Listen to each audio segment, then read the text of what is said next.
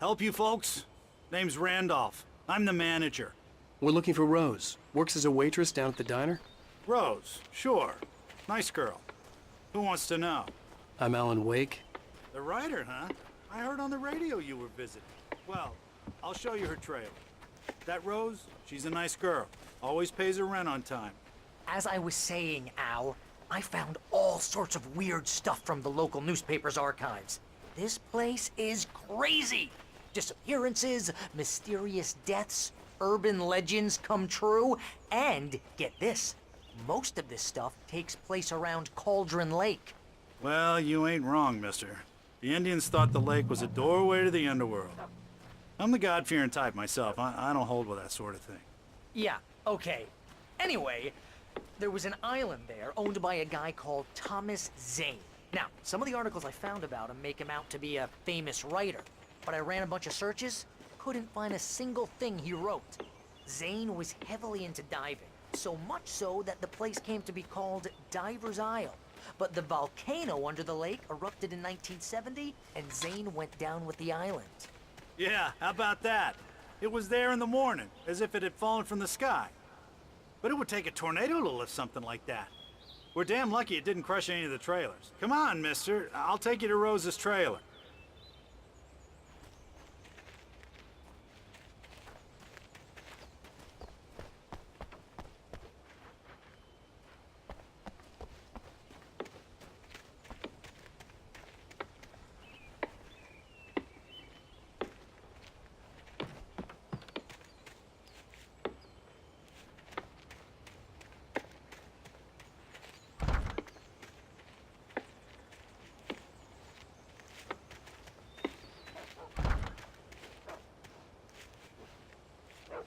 It gets better.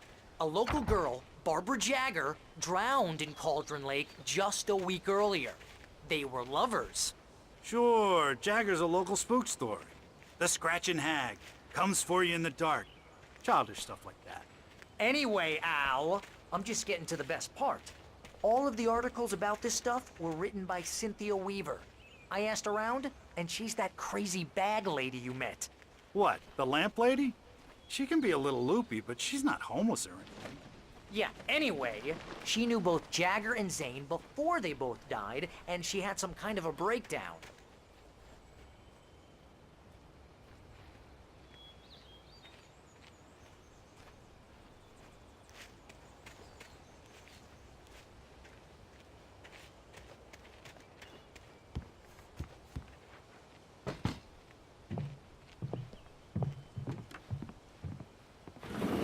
Welcome oh dear, Mr. Wake. I'm so glad you're here. Rose, you have my manuscript? Oh yes. Yes. Please, come in. Hey, this is really good. Rose, Yes, my manuscript. I really need it. I understand. I know what you need. A muse to inspire you. Oh, for Barry? She doesn't have anything. Yeah, hey, Al? Al, what's... Oh... Barry! What? What?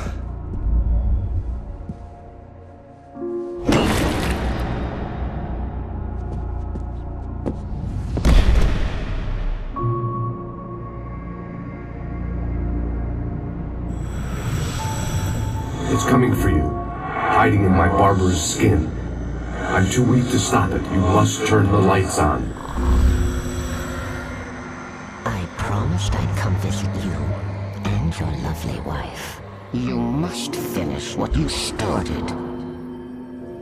I insist. You must turn the lights on. Turn the light on. Back to work, boy.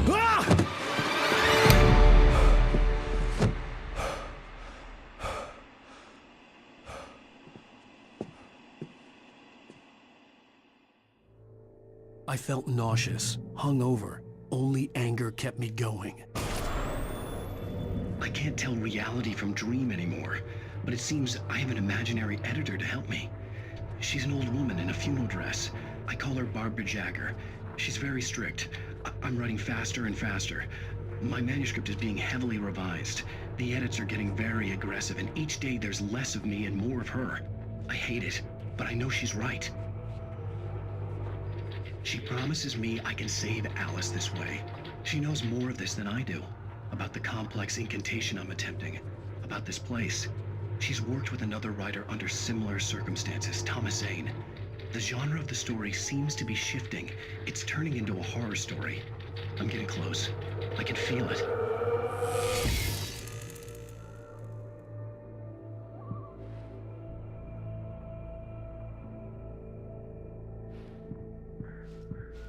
Rose took a day from me. I had less than 12 hours left to meet the kidnapper. All I could do was get Barry into the car, work something out once I got on the road. Welcome to the Oh Dear Diner. What can I get you today? Coffee? I couldn't work up much hate for Rose. Something had used her to get to me and left its mark. First refill. My gun and flashlight were gone. I'd have to find a way to get... Mr. Randolph liked Rose. That little smile she had. How she was still sweet when life had tried so hard to make her bitter. It wasn't any of his business what she did in her trailer. But those strangers, the writer and his smart-ass sidekick, looked like trouble. And they'd been in there for hours, way past her normal bedtime. He reached for the phone and called the sheriff's station. Barry into the car as quickly as possible. There was no time to waste.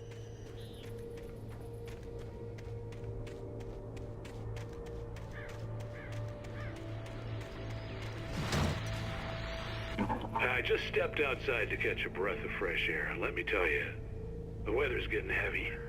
Nights like this make me especially glad I'm here talking to you and not home in bed. Once the weather takes a turn like this, I can't sleep at all. It's all tangled bed sheets and dark thoughts, punctuated by...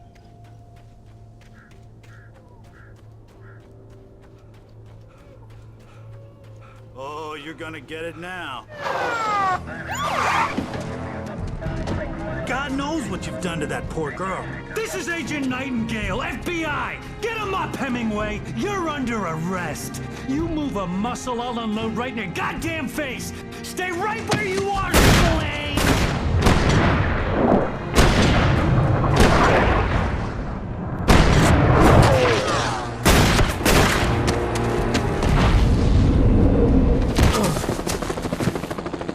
What are you? I'm standing right here, you goddamn maniac!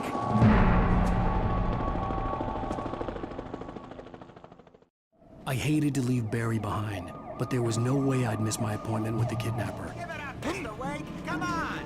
Make it easy on him! Get after him! Don't let him get away! Move it! Move it! Move it! I'll have the shot if you let him get away!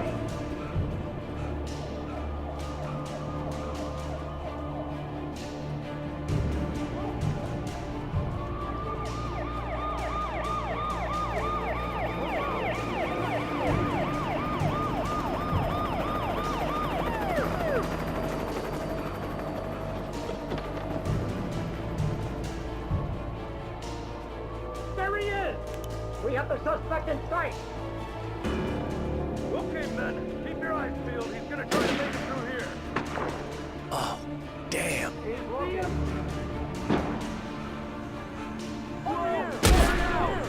Stop! God damn it! Where did he go?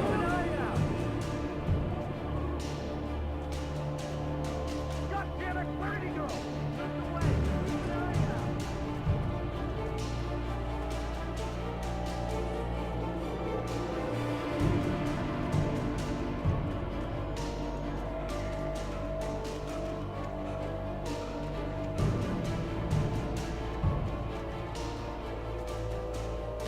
He's gone. Come on, guys. We need to head him off. For decades, the darkness that wore Barbara Jagger's skin slept fitfully in the dark place that was its home and prison. It was hungry and in pain. It dreamed of its nights of glory when the poet's writing had called it from the depths and given it a brief, terrible taste of power and freedom. The rock stars had stirred it from the deep sleep the poet had sunk it back to in the end. When it sensed the rider on the ferry, it opened its eyes.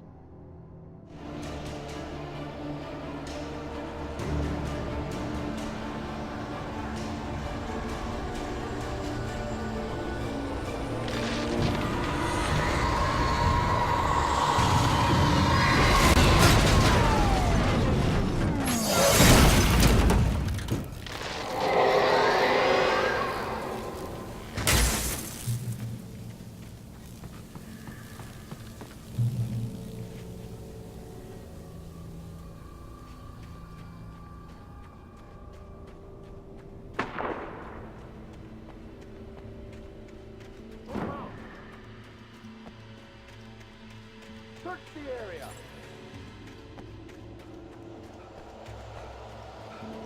Stay sharp. This way. Over here.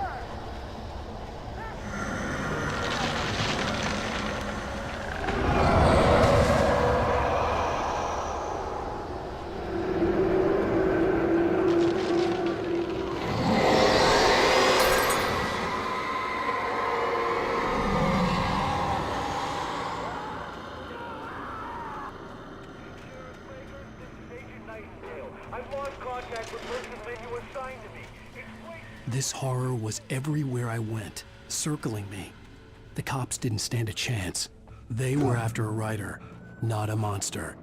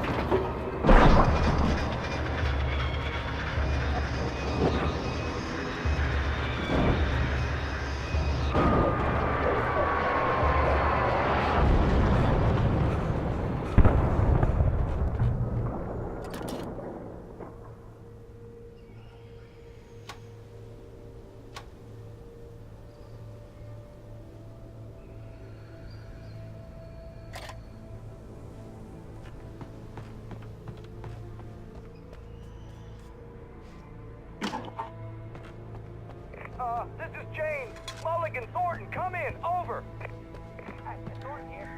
James, we got both Wheeler and Rose in custody. They didn't put up a fight or anything. I could see the lights at the radio station in the distance. Sit down and give me that. James, Mulligan here. Over. Go ahead, Mulligan. Over. We got Wheeler and Rose here. Wheeler's drunk or popped up on something. Speaking of which, that Fed had a pretty distinctive whiff of Otis Scotch in mind. I imagined that the broadcast tower in the distance was part of the local radio station. Maine seemed like a decent guy. Perhaps he could give me directions to the coal mine.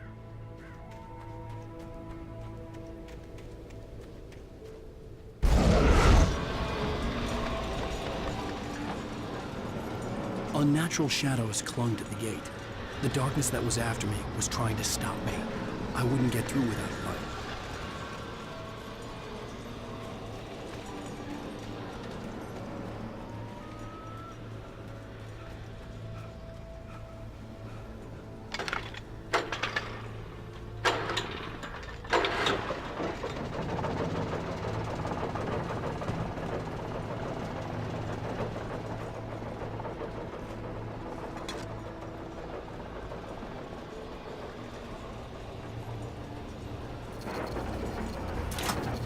The old generator conked out. I'd have to see if I could fix it and try again.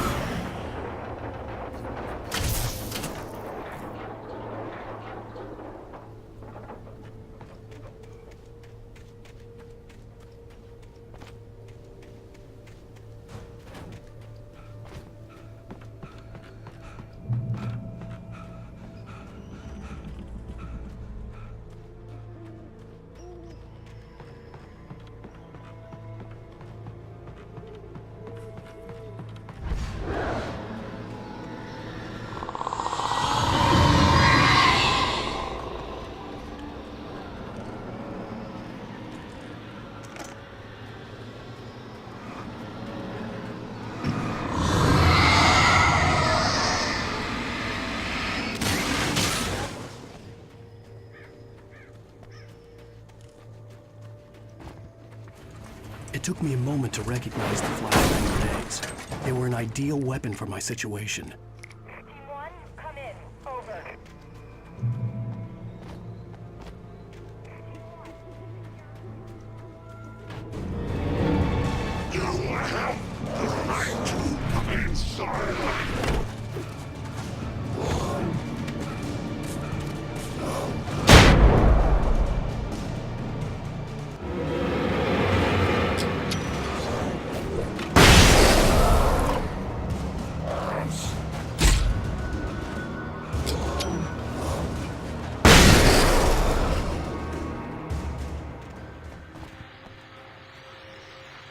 And here's another call. You're on KBF-FM with Pat Maine. It's Milt Peabody, Pat. What's on your mind, Milt? Well, I live near the trailer park, Pat, and there's a big...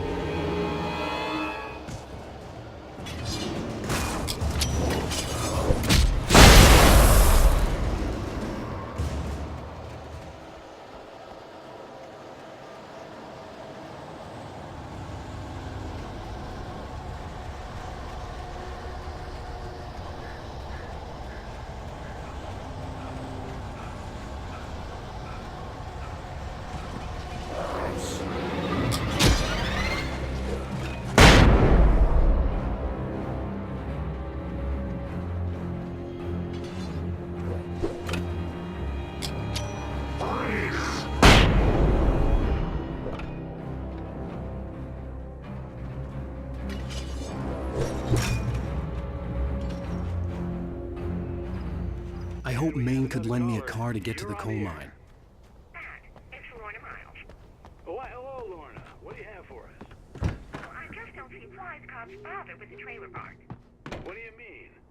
It's a trailer park. Of course you're going to have trouble in a place like that. I mean, what do you expect? The sheriff should be helping us normal citizens instead of wasting resources on those people. Well... Let the trash sort themselves out. I'm sorry, but my granddaddy settled in Bright Falls in 1911. Well, thank you very much for that compassionate viewpoint, Lorna. Oh, here's a little surprise. The famous writer Alan Wake just walked in. Folks, I'm going to see if I can talk him into an interview. Come on in, Mr. Wake. Oh, I'm so glad you could find the time to do this, Mr. Wake. Nowhere to run now, Dan Brown. You back away from me. Don't hurt. Whoa. Everyone calm down. Put the gun down. We're all friends here, right? Cool your jets, Nightingale. We got him. Judas Priest! What the hell's the matter with you? There's a civilian in there.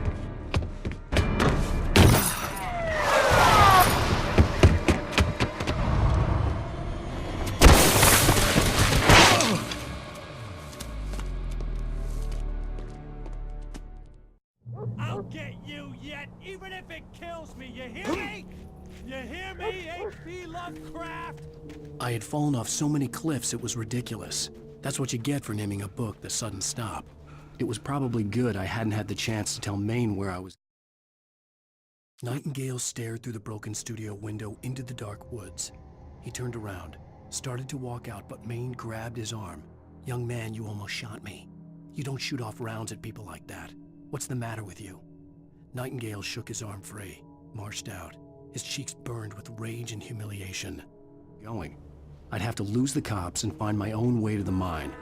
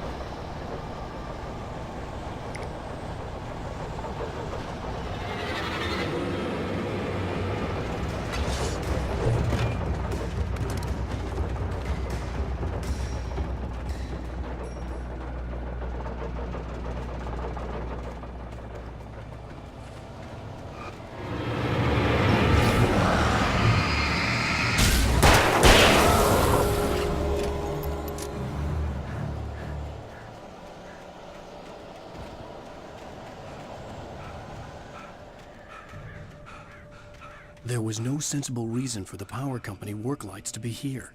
It was almost as if they'd been left for someone like me to use.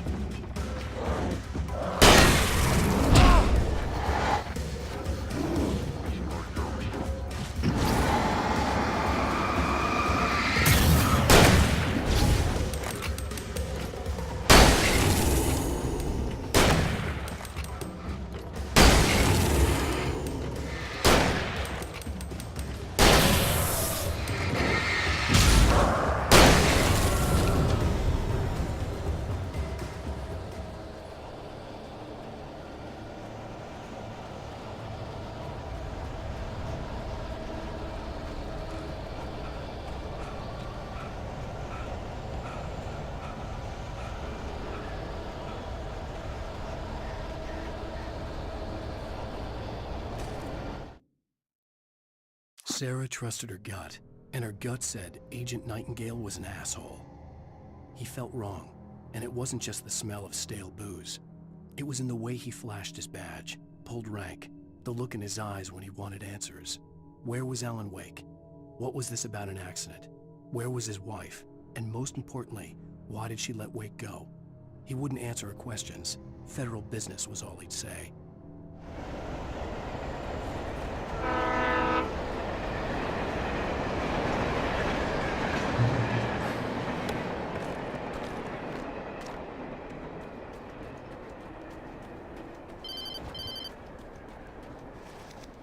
Hello? The most stubborn man I've ever met. Alice? Alice? Alan. I'm so afraid. Keeps me in the dark. Please help me. I look at you, Alan, and it's not you. Something else. Looking out from behind your eyes. Alice, I'm here. I'm so alone here. It's all gonna go to hell. You need to be careful. Cooperate. The connection had been terrible, but that wasn't the only thing that hadn't been right with the call. She sounded wrong somehow, but she had called me. The pipe wrenched itself loose from the bridge's steel framework. Wrapped in darkness, it floated in midair, twitching. For a moment, I didn't understand what I was looking at. The heavy object lurched at me with impossible force. I threw myself out of the way, but just barely. When I turned my flashlight on it, it shook in a dark rage before it flew at me again. The connection had been terrible, but that wasn't the only thing that hadn't been right with the call. She sounded wrong somehow, but she had called me. I could see a railway bridge up ahead and a warehouse of some sort on the opposite shore. I hoped I could find a car from there.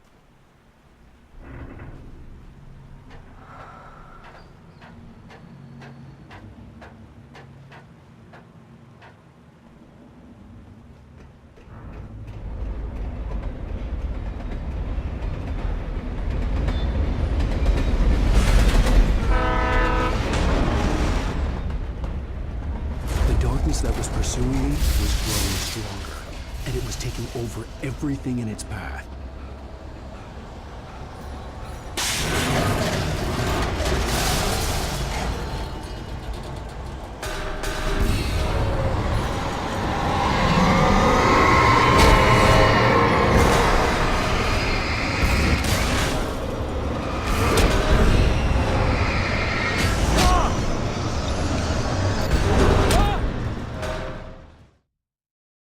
But she had called me. I could see a railway bridge up ahead and a warehouse of some sort on the opposite shore. I hoped I could find a car from there.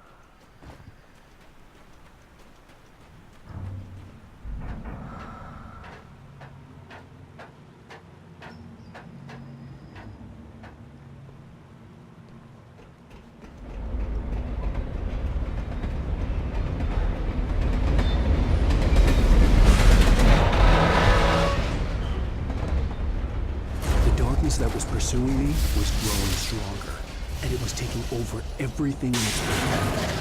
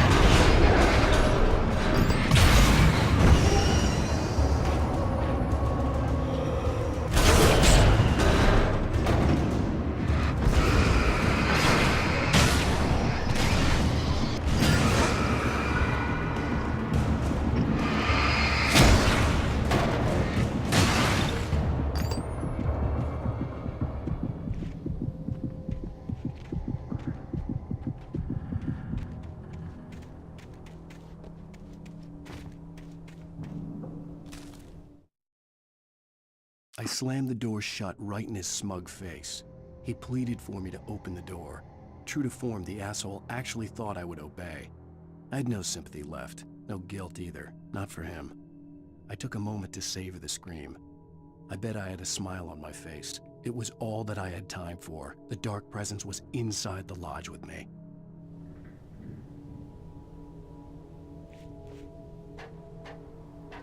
As a teenager, just starting to get interested in writing, Stephen King had been a source of inspiration to me.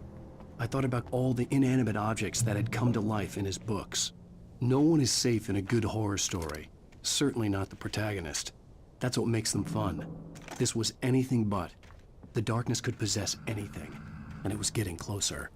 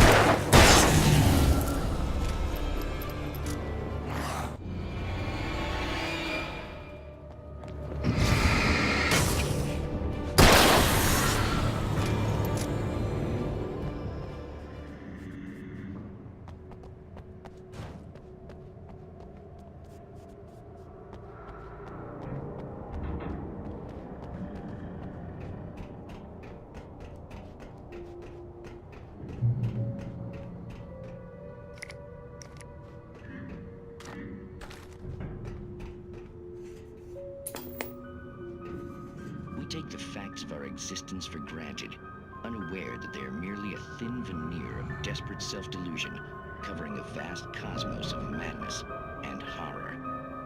All too often, the stars are right. In Night Springs. Tonight's episode, A Family Occasion. Journalist Alvin Derlis' trip to study the local customs of an insular community in Night Springs has been less than successful. Until tonight. Well, I'm glad you changed your minds about this. Ancient customs, local mythology. My editor loves this kind of stuff. Well, Mr. Derlis, we don't want to feel like we're on exhibition. but you have demonstrated the seriousness of your intent. Oh, I am serious. Really, just do your thing. I'll stay out of your way and observe. Actually, I thought you could assist us. I'm afraid we are a man short. It would provide you with an intimate perspective. Could I really? Of course, Mr. Durleth. Well, I guess that's the least I... What would I have to do? Oh, here. Let me show you with a kiss. What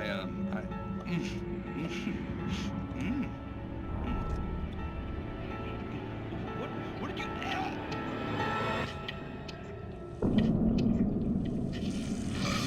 Oh, Mr. Durleth, you have well pleased Nixie Perka, the dweller in flesh. Your body shall host his 1,000 young, and all shall be glory.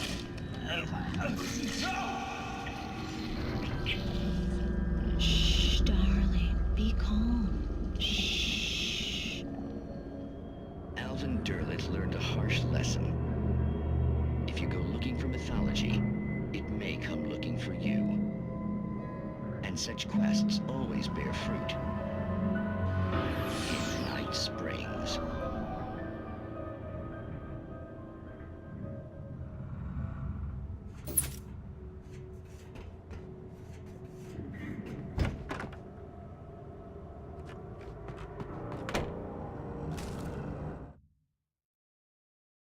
The darkness surged towards me, sucking everything loose from the ground into its depths, tugging at my clothes. I saw the flare the kidnapper had dropped and threw myself towards it just as I felt my feet leave the ground. The darkness embraced me with the force of a tornado. Somehow I managed to light the flare. The darkness roared and cast me away. I fell toward the dark waters of the lake far below.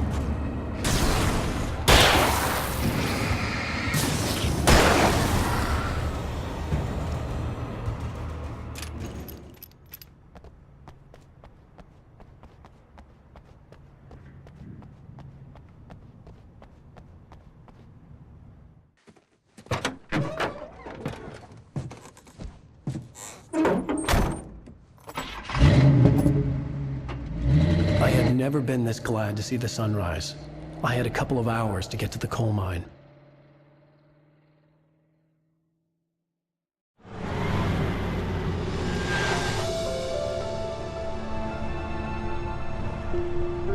coal mine wasn't far now.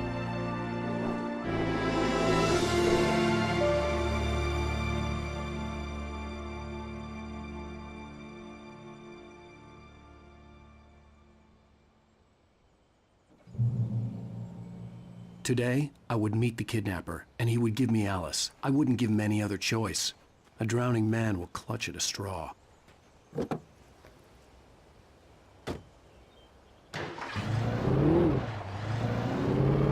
Little by little, without realizing it, I'd come to believe that the story in the manuscript was coming true. The current of its narrative had taken me deeper and deeper into dark waters. Alice had been taken from me.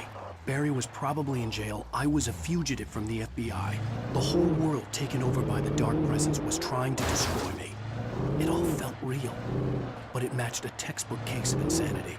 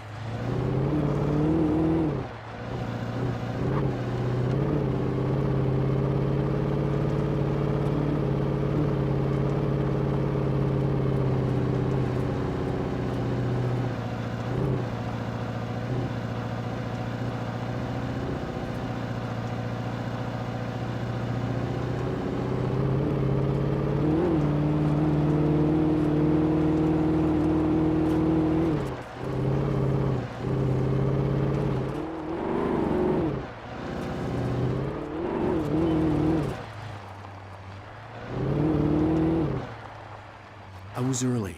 I was supposed to meet the kidnapper at noon in the main building. The coal mine was quiet. It was a museum now.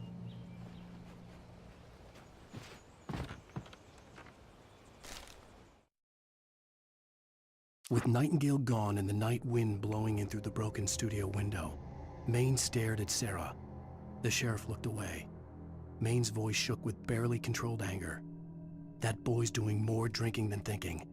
I hope you know what you're doing, Sarah. He's got a sickness in his eyes.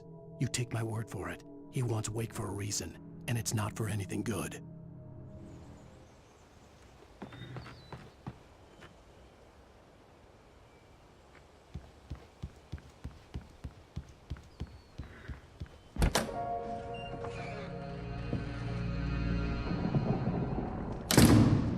I didn't want to go outside. Cops had to be looking for me. The noon sun turned the place into a sauna. The day dragged on. Different scenarios ran through my mind. Ways of how I'd torture the kidnapper to get Alice back. Or the different horrible things he could have done to her. I imagined her dead. I had no way of knowing she was still alive. It was killing me. I was running on blind hope.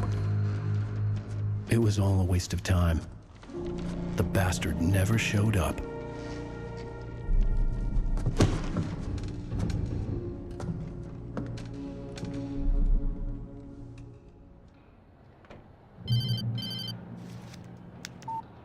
Where the hell are you? Change of plans. You know where Mirror Peak is? It's a big mountain north of where you are. You follow the path from the mine, you can't miss it. There's a lookout point there. I'll be waiting.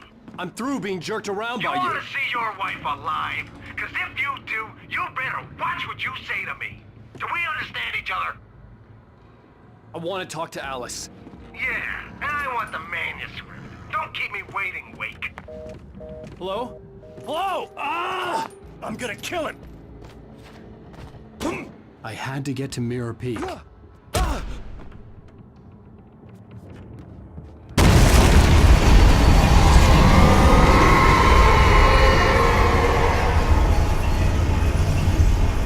It was close. Maybe closer than ever before.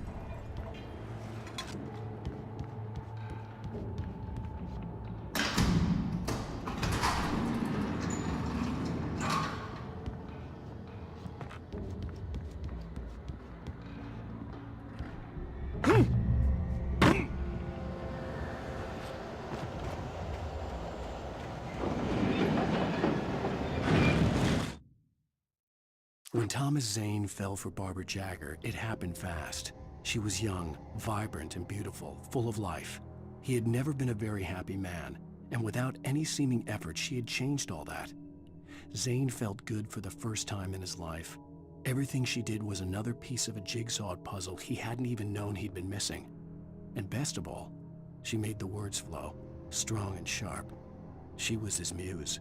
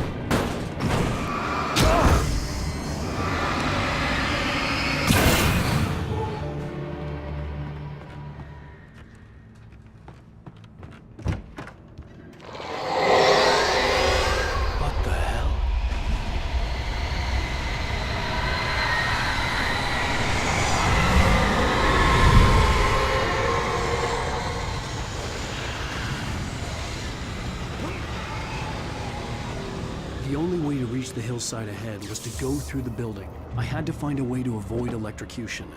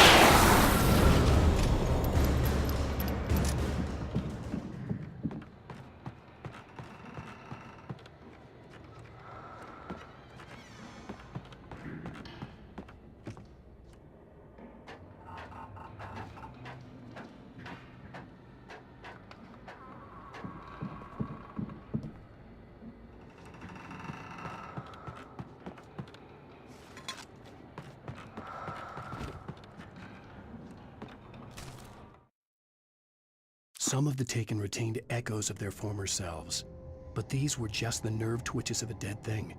Nothing remained but a shell covered and filled with darkness. In most cases, these puppets were enough for the purposes of the Dark Presence. But for anything more elaborate, as with the writer, it was different. It needed his mind. And so rather than taking him over completely, it merely touched him.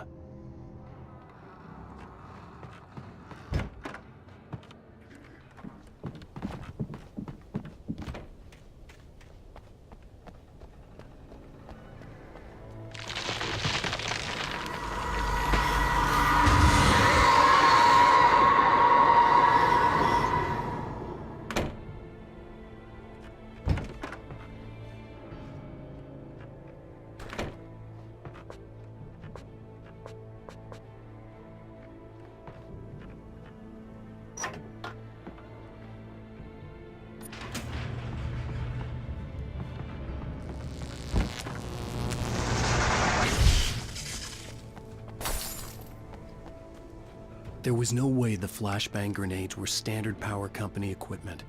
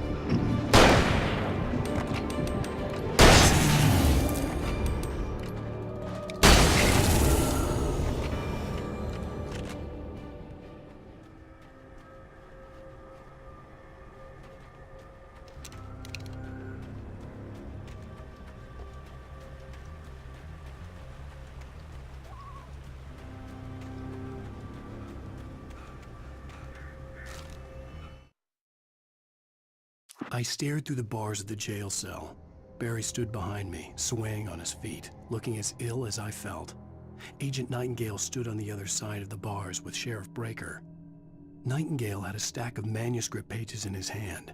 He seemed unhinged as he gloated. "Well, I've got you now, Raymond Chandler. It's all here, all the evidence, including conspiracy to murder a federal agent."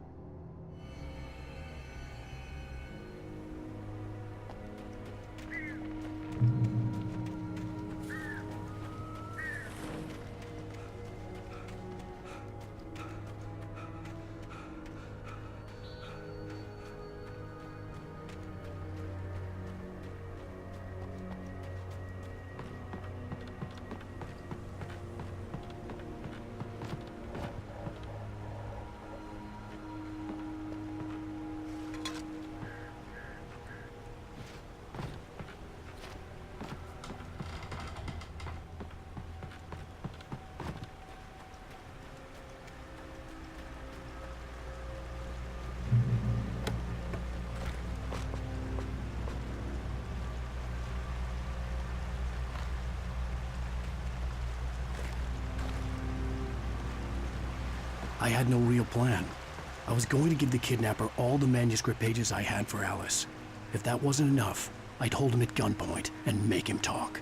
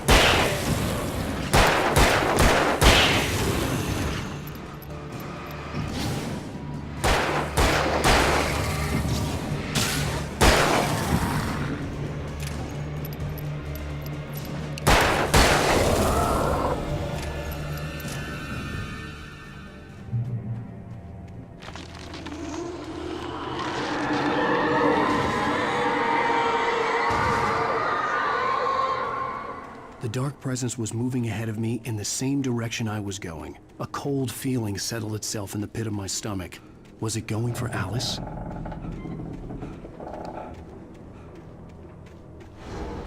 The graveyard shift may cause cancer.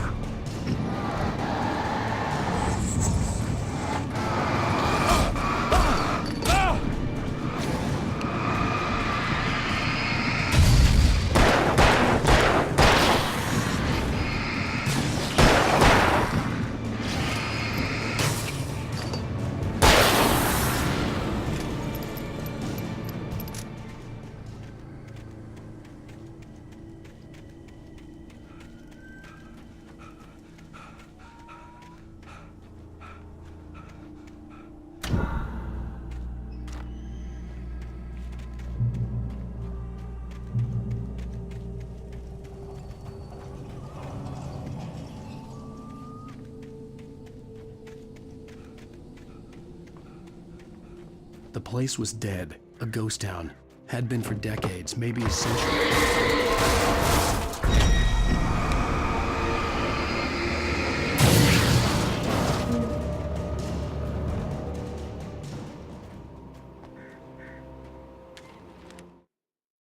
Things were never as simple in real life as in fiction. I had lost count of the times I had wished there'd be a clear reason for my writer's block. Something to fight, something to lash out on. There wasn't. I was filled with doubt. I was nothing like the hero in my books. Alex Casey had gone through his life with single-minded determination, never wavering from his goal. Even now, I was angry at myself, angry at Alice, angry at Barry. I was fumbling and I had no plan.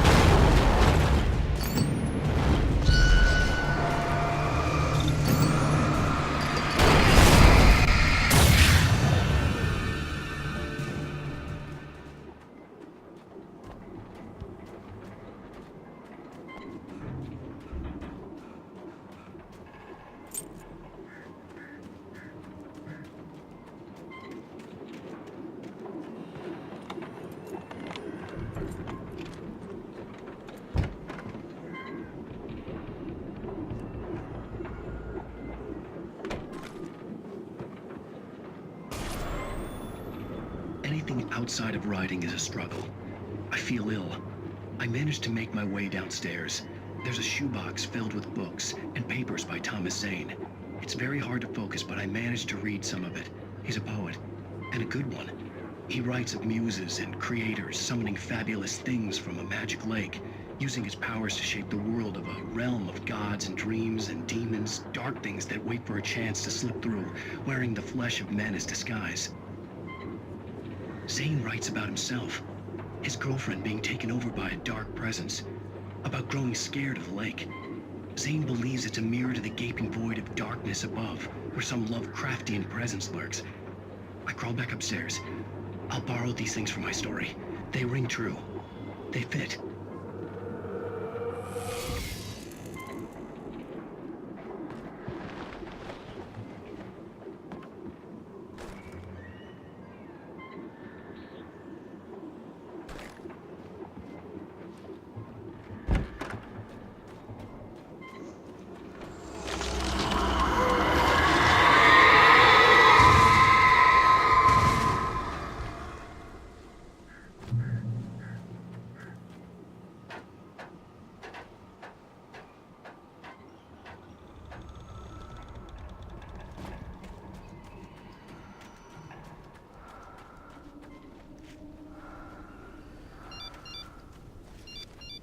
The kidnapper had sent me a text. The message was full of spelling errors and insults. It was telling me to hurry up.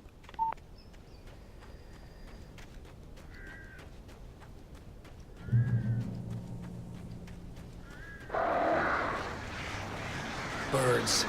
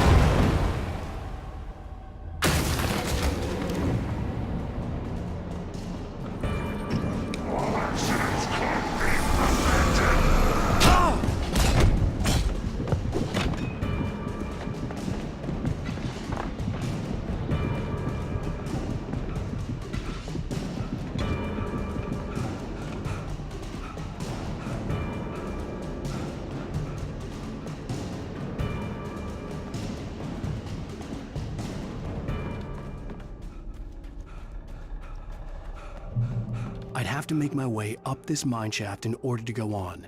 Maybe the machinery could help me with that.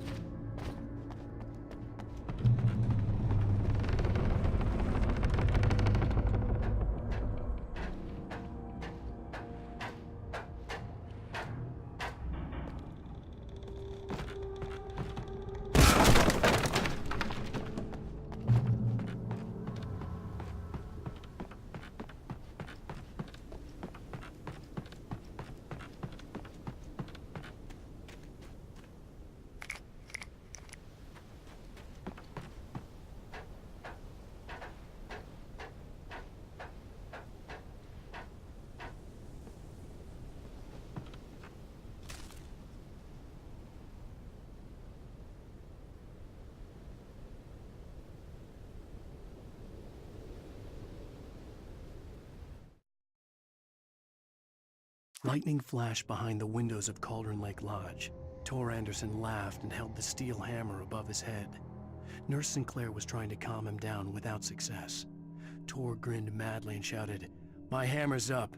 Here's a friendly poke from Molnir, wench." He brought the hammer down with all his might on Sinclair's head.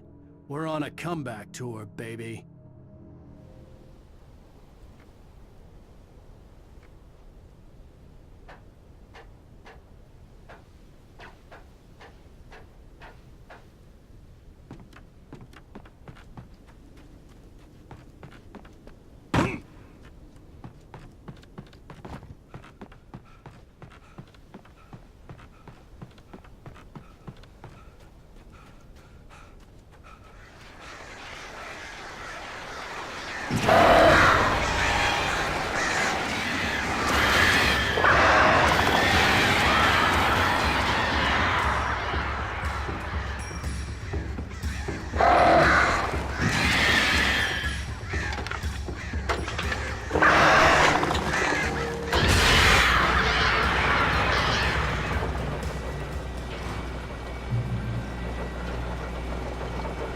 Oh, great. Another cable car.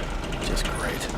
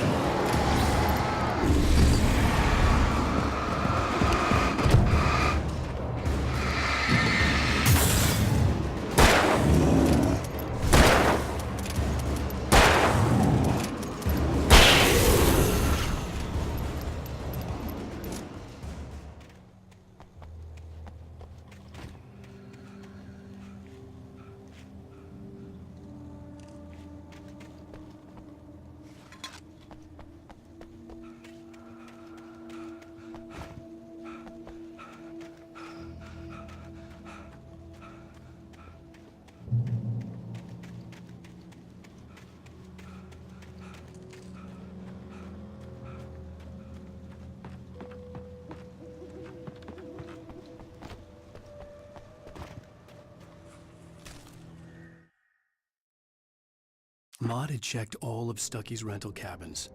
There had been no sign of the Wakes. It was dark when he'd found their car parked at the end of the road by Cauldron Lake. It made no sense. They must have taken a wrong turn, but there was no sign of them, and the car had been there for hours already. Frustrated, Mott stood on the rotten ruin of the footbridge that had once led to Diver's Isle before it sank beneath the waves years ago. The boss wouldn't be happy.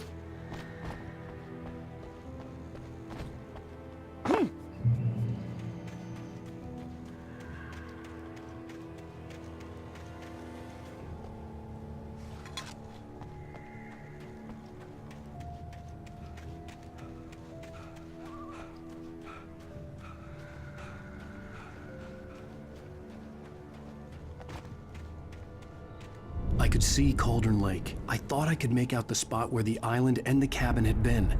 There was a light near it. It had to be a boat.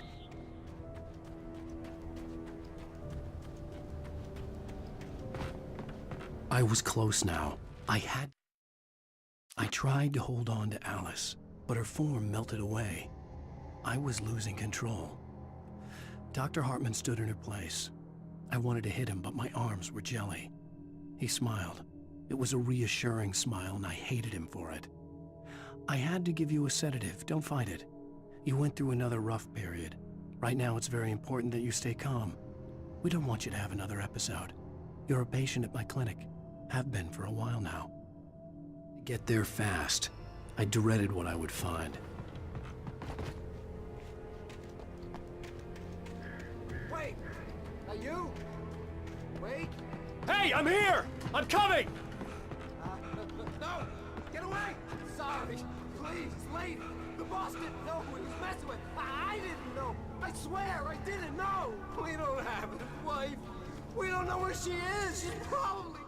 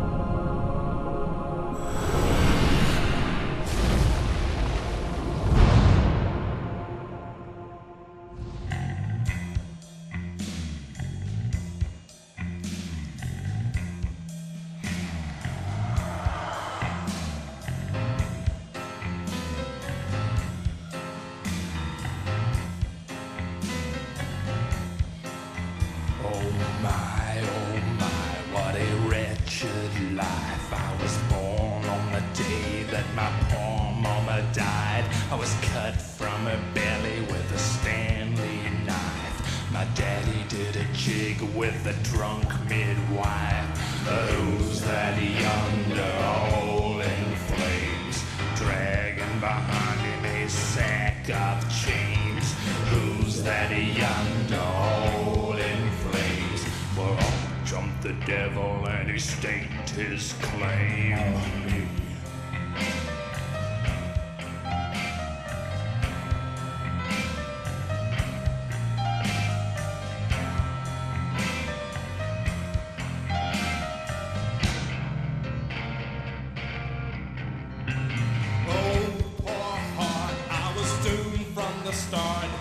Doomed to play the villain's part. I was the baddest Johnny in the apple cart. My blood was blacker than the chambers of a dead nun's heart. Who's that milling around the courthouse steps? Nail on my face to the hitch and fence. Who's that milling around the courthouse steps? Up jumped the devil and off we crept.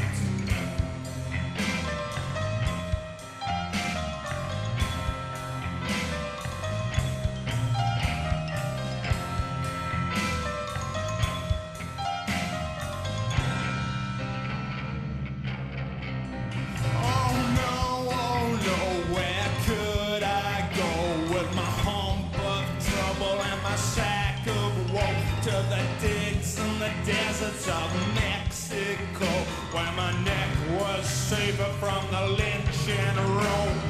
Who's that yonder laughing at me like I was the brunt of some hilarity? Who's that yonder laughing at me? Well, up jumped the devil, 1, 2, 3.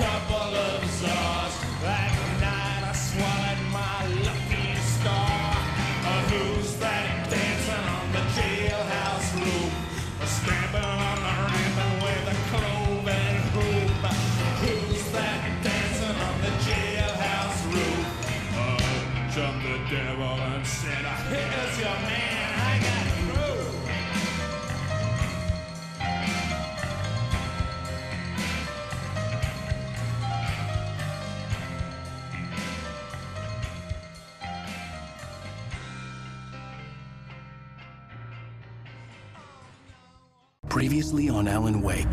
I'm hunted by the law. Sheriff, Wake's running. I'm giving chase. Are you seriously telling me that Ryder just took out my deputies? A thriller I supposedly wrote is coming true. The genre of the story seems to be shifting. It's turning into a horror story. I was told that Alice had been kidnapped, but that was a lie. We don't have his wife. We don't know where she is. Her purported kidnapper was eaten up by the dark presence before it attacked me.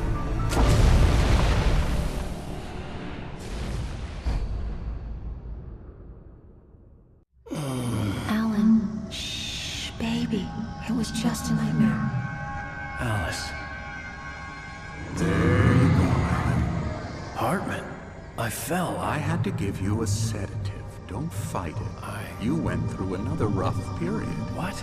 Right now, it's very important that you stay calm. We don't want you to have another episode. You're a patient at my clinic. Have been for a while now. The shock of your wife's death triggered a mental illness. No, you lie. You're suffering from various symptoms of undifferentiated schizophrenia. Bastard. It's okay, Alan. Just let go.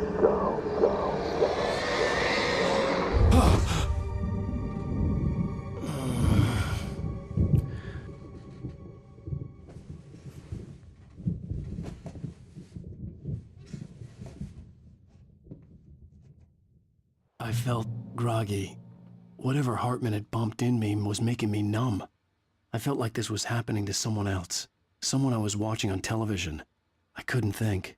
Couldn't focus.